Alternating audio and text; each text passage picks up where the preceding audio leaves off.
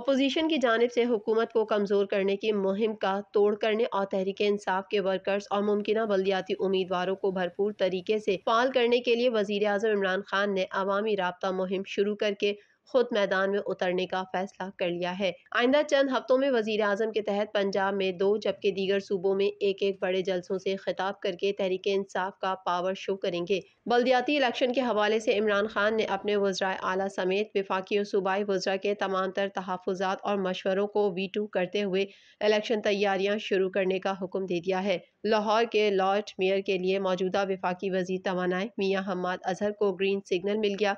दूसरी जानिब Pakistan peoples party के चेयरमैन बिलावल भुट्टो जरदारी ने सिंध में नए बल्दियाती निज़ाम की मंजूरी दे दी, जिसके बाद कल नए बल्दियाती निज़ाम का बिल असेंबली में पेश किया जाएगा। पाकिस्तान पीपल्स पार्टी बिल की मंजूरी के हवाले से पुरुमीद है और बताया जा रहा है कि मंजूरी के बाद मुजाविजा बल्दियाती निज़ाम में बड़ी तब्दीलियां की जाएंगी। नए बल्दियाती निज़ाम के तहत कराची में जिला कौंसल और DMC के निज़ाम को ख़त्म करके सूबे के हर डिवीजन में टाउन सिस्टम नाफिज किया जाएगा। कराची में जिला कौंसल और DMCs की जगह 25 टाउन्स तश्कील दिए जाएंगे, जो जनरल रिटायर्ड परवेज मुशर्रफ के दौर में 18 थे। नए बल्दियाती निज़ाम में मेयर कराची को मजीद इख्तियारात दिए जाएंगे, जबकि यूनियन कौंसिल के चेयरमैन भी बाइख्तियार होंगे। नए निज़ाम में म्यूनसिपल सहूलियात को एक प्लेटफॉर्म में यकजा किया जाएगा। पाकिस्तान पीपल्स पार्टी ने नए बल्दियाती निज़ाम में MQM और जमात इस्लामी की तजावीज़ को भी शामिल किया है।